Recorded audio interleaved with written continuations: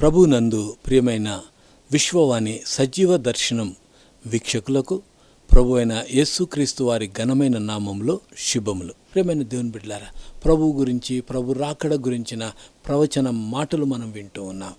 ప్రవచనం నెరవేర్పు గురించి మనం తెలుసుకుంటూ ఉంటున్నాం. ఇంకా మనం గమనించినట్లయితే క్రిస్మస్ పర్వదినాన లేకుంటే ఈ యొక్క శుభ సందర్భము ఏమిటి అనంటే ఇది ఒక పండుగగా జరుపుకోవడానికి, ఒక ఉత్సవంగా చేయడానికి గల కారణం ఏంటంటే ఈ సందర్భంగా ప్రభువును తెలుసుకోవడానికి, ప్రభు యొక్క కార్యాలను, ఆయన సార్వభౌమ అధికారం కలిగిన వాడైన లోకరక్షకుడుగా ఏ విధంగా వచ్చి ప్రజలను దర్శించి రక్షించాడు అనేటువంటి ఆ గొప్ప సత్యాన్ని ప్రకటించడానికి ఒక వేదికగా మనం చేసుకొని ప్రభు కొరకు సాక్షులంగా ఉండాలి. క్రైస్తవులంగా పిలువబడడం కాదు, క్రైస్తవులంగా జీవించాల్సిన రీతిలో జీవించి అనేకులకు సాక్షార్థంగా మనం ఉండాలి. సో అలాంటి కృపని దేవుడు దయచేయను గాక. ఈ క్రిస్మస్ శుభ సందర్భంలో మీ అందరికీ శుభాకాంక్షలు తెలియజేస్తుంటున్నాం. అంతేకాకుండా ఈ క్రిస్మస్ సందర్భంగా స్నేహితులను, శ్రేయోభిలాషులను, ప్రభుని ఎరగనటువంటి వారు అయినప్పటికీ వారిని ఆహ్వానించి వారిని పిలుచుకొని దేవుని యొక్క ప్రేమ కలిగినటువంటి మాటలు, ఆయన వచ్చిన కారణాన్ని మనం చెప్పగలిగితే చాలు, దేవుడు అద్భుతమైన కార్యాలు జీవితంలో జరిగిస్తుంటారు. చాలామంది క్యారల్ సింగింగ్ వెళ్తూ ఉంటారు. తెలిసినటువంటి వారు, ప్రభువుని ఎరగనటువంటి వారు గృహాలకు కూడా వెళ్ళి శుభవర్తమానం ప్రకటించేవారుగా ఉంటారు. ఆనాడు దూతలకు ఏ విధంగా ప్రకటింపబడిందో ఈనాడు కూడా స్నేహితులకు, శ్రేయోభిలాషులకు, ఇంకా ప్రభు దగ్గరికి రాలేనటువంటి వారికి, వారు మంచివారే కానీ వారికి నిజరక్షకుని గురించి చెప్పడం, ఆ రక్షకుడు మనల్ని ఏ విధంగా కాపాడాడు అని చెప్పడం అనేది చాలా శ్రేష్టమైన, సంతోషకరమైనటువంటి సందర్భం. కనుక ఈ సందర్భాన్ని ఉపయోగించుకొని మనమందరం కూడా ప్రభు కొరకు సాక్షులంగా ఉందాం. ప్రియమైన దేవుని బిడ్డలారా, మనం ప్రవచనాలకి సంబంధించిన వాక్కులను మనం వింటున్నాం, నెరవేర్పును గురించి తెలుసుకుంటున్నాం. తలలు వంచినట్లయితే ప్రార్థనతో ఈ దిన ధ్యానాన్ని ప్రారంభించుకుందాం. మమ్మలను మిక్కిలిగా ప్రేమించిన మా ప్రేమగల పరలోకపు తండ్రి, పరిశుద్ధుడైన దేవా, ఈ శ్రేష్టమైన సమయంలో నాయనా నీ యొక్క ప్రవచన వాక్కులు నెరవేర్పులోనికి వచ్చినందుకే నీకు స్తోత్రము నాయన. తండ్రి, క్రిస్మస్ సెలబ్రేట్ చేసుకోవడానికి నాయనా నీ యొక్క జననాన్ని జ్ఞాపకం చేసుకొని నీవు జన్మించడానికి గల కారణం ఏంటి అనేటువంటి సత్యాలను నాయనా మేము వింటూ అనేకులకు నాయనా నీ సువార్త ప్రకటించడానికి మీరే సహాయం చేస్తున్నందుకే వందనాలు. ఈ దిన వాక్యం ద్వారా మా అందరితో మీరు మాట్లాడండి ప్రభువా. నీకే మహిమ చెల్లిస్తూ నజరేయుడు జీవాధిపతి అయిన యేసయ్య నామములోనే ప్రార్థించి అడిగి వేడుకుంటున్నాము తండ్రి, ఆమేన్. ప్రియమైన దేవుని బిడ్డలారా, ప్రభు అయిన యేసుక్రీస్తు వారిని గురించిన ప్రవచన వాక్కులను మనం వింటున్నాం.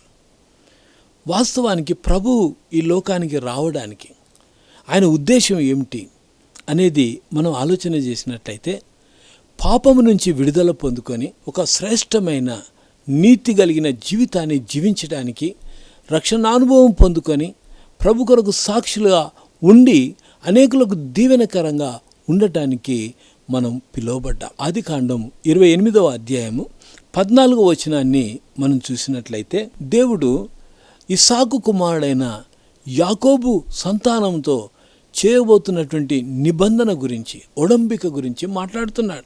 14వ వచనంలో మనం చూస్తే, నీ సంతానము భూమి మీద లెక్కకు ఇసుక రేణువుల వలెనగును, నీవు పడమటి తట్టును, తూర్పు తట్టును, ఉత్తరపు తట్టును, దక్షిణపు తట్టును వ్యాపించెదవు. భూమి యొక్క వంశములన్నీ నీ మూలముగాను, నీ సంతానము మూలముగాను ఆశీర్వదింపబడును అని అంటున్నాడు. ఈ మాటలు వింటుంటే ఒక్కసారిగా వారు భూమి మీద ఏ రీతిగా చెదిరి వారు విస్తరించి ఆయా దేశాలకు వలసపోయారో అనేటువంటి అనేక సందర్భాలు ఉన్నాయి. వారు అలా వెళ్ళటానికి గల కారణాలు కూడా ఏమిటనంటే, వారి యొక్క అవిధేయతను బట్టి, లేకుంటే వారిపైన అసూయతో, మరి అక్కడ ఉన్నటువంటి ఆ పరిపాలకులు వారిపైన దౌర్జన్యం చేసి వారిని చెదరగొట్టినటువంటి పరిస్థితులు మనం చూస్తూ ఉంటాం. ఆ రీతిగా ఆయా ప్రాంతాలకు వెళ్ళారు. వారు ఎక్కడికి వెళ్ళినా దేవుని మాత్రం విడిచిపెట్టలేదు. వారు ఎక్కడికి వెళ్ళినా దేవుడు వారిని విడిచిపెట్టలేదు. వారు చెరలోనికి పోయినా వారితో ఉన్నాడు, వారు బానిసత్వంలో ఉన్నా వారితోనే ఉన్నాడు, వారి కష్టంలో, వారి సుఖంలో వారితోనే ఉన్నాడు. అందుకే యాకోబుతో చేస్తున్నటువంటి ఒక గొప్ప నిబంధన ఏమిటి అనేది మనం చూసినట్లయితే, యాకోబు సంతానాన్ని దేవుడు ఆశీర్వదించేటువంటి విధానం మనం గమనించినట్లయితే ఆయన అంటున్నాడు, లెక్కకు ఇసుక రేణువుల వలె నగును అంటున్నాడు. ఈరోజు ప్రపంచ జనాభాలో 50% కంటే ఎక్కువ మంది ప్రభు బిడ్డలు ఉన్నారు. కారణం ఏంటంటే దేవుడు అలా విస్తరింపజేస్తూ ఉంటున్నాడు. ఆయన సువార్త ఎక్కడైతే ప్రకటింపబడుతుందో, ఎక్కడైతే చెప్పబడుతుందో అక్కడల్లా దేవుడు అద్భుతమైన కార్యాలు జరిగిస్తూ ఉంటున్నాడు. ప్రియమైన దేవుని బిడ్డ, ఆ రోజు యాకోబుతో ఆ యొక్క దర్శనంలో ప్రభు జ్ఞాపకం చేసుకొని ఆ యాకోబుకి ఇస్తున్నటువంటి వాగ్దానాన్ని మనం చూసినట్లయితే ఆ వాగ్దానాన్ని మనం కూడా స్వతంత్రించుకోవటానికి మనం కనిపెట్టుకోవాలి. ఈరోజు ఆ వాగ్దానాన్ని మనం కూడా సొంతం చేసుకోవచ్చు. ప్రభువైన యేసుక్రీస్తునందు విశ్వాసం ఉంచడం ద్వారా, ప్రభు కార్యాలయందు విశ్వాసం ఉంచి మనం కొనసాగించడం ద్వారా ఈ వాగ్దానాలు మనం స్వతంత్రించుకోవచ్చు. అందుకే అంటున్నాడు, ఏమంటున్నాడంటే, భూమి యొక్క వంశములన్నీ నీ మూలముగాను నీ సంతానం మూలంగాను ఆశీర్వదింపబడును అని అంటున్నాడు. అబ్రాహాముతో చేసిన నిబంధన అదే, ఇస్సాకుతో చేసిన ఒడంబిక అదే, ఈరోజు యాకోబుతో చేస్తున్నటువంటి ఒడంబిక కూడా అదే. ఈరోజు మనతో కూడా చేస్తున్నాడు. మనల్ని బట్టి అనేక మంది ఆశీర్వదింపబడాల, మనల్ని బట్టి వచ్చే తరం వారు దీవింపబడాల, మనల్ని బట్టి వచ్చే తరం వారు ప్రభుని ఎరగని తరంగా ఉండటానికి వీల్లేదు. న్యాయాధిపతుల గ్రంథము 2వ అధ్యాయంలో మనం చూసినట్లయితే దేవుని కార్యాలు ఎరగని తరం ఒకటి బయలుదేరుతుంది అని అంటున్నాడు. అలా ఉంది అంటున్నాడు. ప్రియమైన దేవుని బిడ్డ, ఈరోజు ఈ మాటలు వింటూ ఉంటుండగా నీ తర్వాతి తరం ఏ విధంగా ఉండబోతుందో అనంటే అది నా పైన ఆధారపడి ఉందని జ్ఞాపకం చేసుకోవాలా. యాకోబు యొక్క జీవితంలో తనకున్నటువంటి ఆశ, తనకున్నటువంటి దృక్పథం, తను దీవింపబడాలని, ఆశీర్వాదకరంగా ఉండాలని తనకున్నటువంటి గొప్ప ఆలోచన బట్టి ఆ తరువాతి తరం కూడా దీవింపబడినటువంటి స్థితిని మనం చూస్తూ ఉంటున్నాం. అవును ప్రియతేన్ బిడ్డ, ఈరోజు నువ్వే పరిస్థితుల్లో ఉన్నా దేవుని యొక్క ఆశ అంతేంటో తెలుసా? ఆయన ఆశీర్వదింపబడిన స్థితిలో మనల్ని చూడాలనుకుంటున్నాడు, దీవించాలనుకుంటున్నాడు. వంశములన్నీ దీవించాలి. ఈరోజు నీ వంశం దీవింపబడాలి అంటే నీవు గనుక ఆయన మార్గంలో ఆయన మాటలు గైకొంటే గనుక ఈరోజు నీ తర్వాతి తరం దీవింపబడుతుంది. మానవుని యొక్క ఆయుష్ గురించి ఆలోచన చేస్తే మోషే కీర్తనలో రాస్తాడు, 70 సంవత్సరముల ఆయుష్ అంటున్నాడు. తర్వాత అధిక బలం ఉంటే 80 సంవత్సరములు అంటున్నాడు. కానీ మనం ఏదైనా ఒక దినాన ఈ లోకాన్ని విడవలసినటువంటి వారమే. మనం లోకాన్ని విడిచే లోపు తర్వాతి తరానికి ఏం విడిచిపెట్టామనేది చాలా ప్రాముఖ్యమైనటువంటి విషయం. ఈ క్రిస్మస్ దినాల్లో జ్ఞాపకం చేసుకోవాల్సింది ఏంటంటే, 2000 సంవత్సరాలు దాటిపోయాయి. ప్రభు ఏమయ్యా విడిచిపెట్టిండు అని అంటే నీ కొరకు నా కొరకు ప్రాయశ్చిత్తం చేసి ఆ గొప్ప రక్షణను మనకిచ్చి వెళ్ళాడు ఆయన.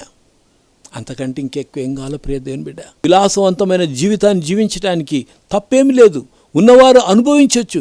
కానీ దేవుడు లేకుండా ఏమి ఉన్న దాని వలన ప్రయోజనం లేదు అనేటువంటి విషయాన్ని జ్ఞాపకం చేస్తున్నాను. ప్రియమైన దేవుని బిడ్డలారా, యాకోబు తర్వాతి తరానికి ఏ విధంగా దీవెనకరంగా మారాడో ఈరోజు మనం కూడా ఆ విధంగా ఉండాలని ప్రభు కోరుతూ ఉంటున్నాడు. 2000 సంవత్సరాలు దాటి వచ్చిన ప్రభు గురించి మత్తయి సువార్త 1వ అధ్యాయం 1వ వచనంలో మనం చూసినట్టయితే, అబ్రహాము కుమారుడగు దావీదు కుమారుడైన యేసుక్రీస్తు వంశావళి అని చెప్తున్నాడు. ఆ వంశావళిలోని మనం చేర్చబడాలి అంటే ఆయన యందు విశ్వాసం ఉంచిన మనమందరం కూడా ఆయన వంశావళిలోనికి చేర్చబడిన వారమే. ఈ విషయాన్ని మనం మనసులో పెట్టుకోవాలి. ప్రియమైన దేవుని బిడ్డ, మనం గమనించినట్లయితే ఈ యొక్క వాగ్దాన నెరవేర్పు లూకా సువార్త 3వ అధ్యాయము 34వ వచనాన్ని మనం చూస్తాం. యూదా యాకోబుకు, యాకోబు ఇస్సాకుకు, ఇస్సాకు అబ్రహాముకు, అబ్రహాము తెరాహుకు, తెరాహు నాహోరుకు.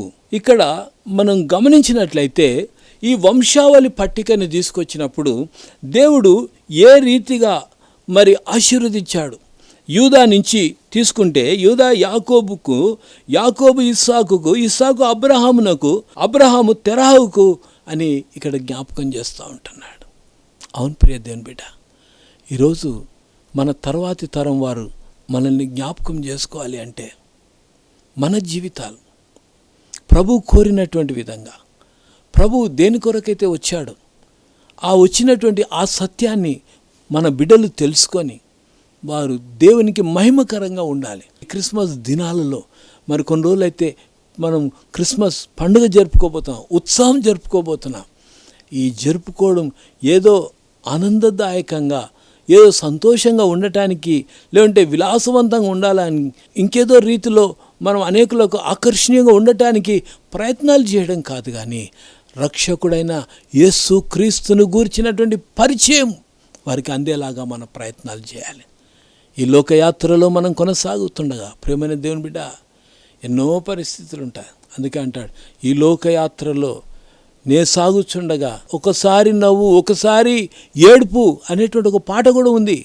అయితే ఈ లోకయాత్రలో నవ్వు ఏడుపులు ఎన్ని ఉన్నప్పటికీ ప్రియమైన దేవుని బిడ్డ, రక్షణానుభవం లేకపోతే నీకు నవ్వున్నా, లేకుంటే నువ్వు ఏడ్చి దేవుని దగ్గర రాకుండా విలపిస్తుంటే దానివలన ప్రయోజనం లేదు. కానీ నిన్ను నన్ను రక్షించడానికి, ఆయన శ్రమలు పొందటానికి ఇష్టపడి శరీరధారిగా మనిషిగా ఈ లోకానికి వచ్చినటువంటి ఆ రక్షకుని మనము తలపోసుకుంటూ ఆయన చేయబోతున్నటువంటి కార్యాలు, లేకుంటే ఆయన అంత తగ్గించుకొని రావడానికి గల కార్యాలను మనం చూస్తూ వస్తున్నాం. లూకా సువార్త 2వ అధ్యాయం మనం గమనించినట్లయితే దేవుని యొక్క దూత మరి గొర్రెల కాపర్ల దగ్గరికి వెళ్ళి చెప్పినటువంటి మాట మనం చూస్తూ ఉంటాం. లూకా సువార్త 2వ అధ్యాయం 10వ వచనాన్ని చూస్తే, అయితే ఆ దూత, భయపడకుడి, ఇదిగో ప్రజలందరికీ కలగబో మహా సంతోషకరమైన సువర్తమానం నేను మీకు తెలియజేయుచున్నాను.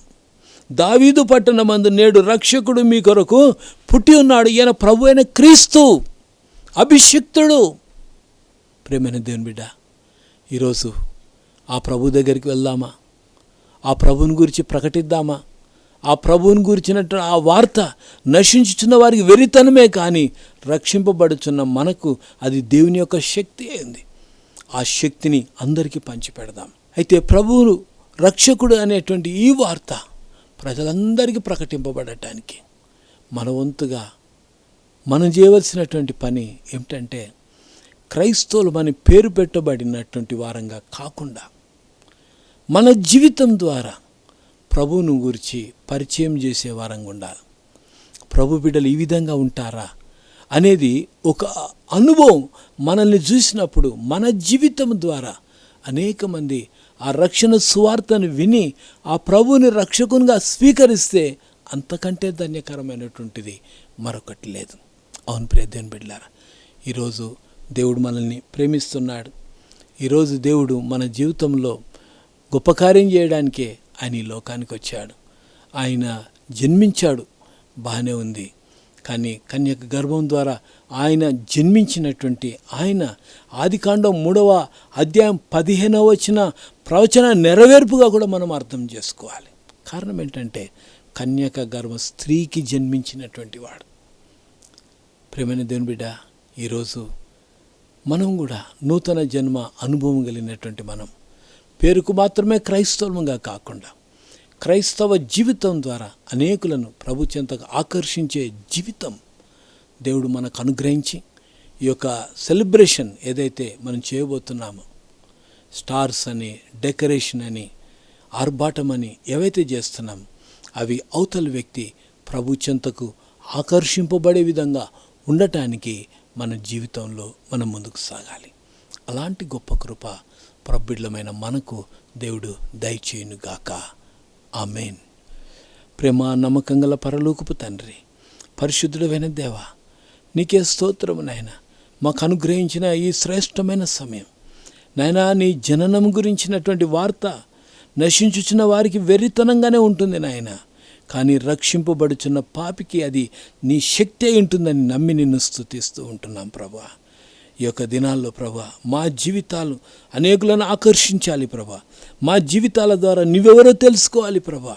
రోమాపత్రికలో మాట్లాడుతూ మిమ్మల్ని బట్టియే కదా నా నామము అన్యజనుల మధ్య దూషింపబడుతుందని సెలవిచ్చావు నాయన. నీ నామం మా ద్వారా తండ్రి అనేకులకు ఆశ్చర్యాన్ని కలిగించే విధంగా రక్షకునిగా మేము అందరికీ ప్రకటించే జీవితం ఆయన మాకుండటానికి మీరే సహాయం చేయండి.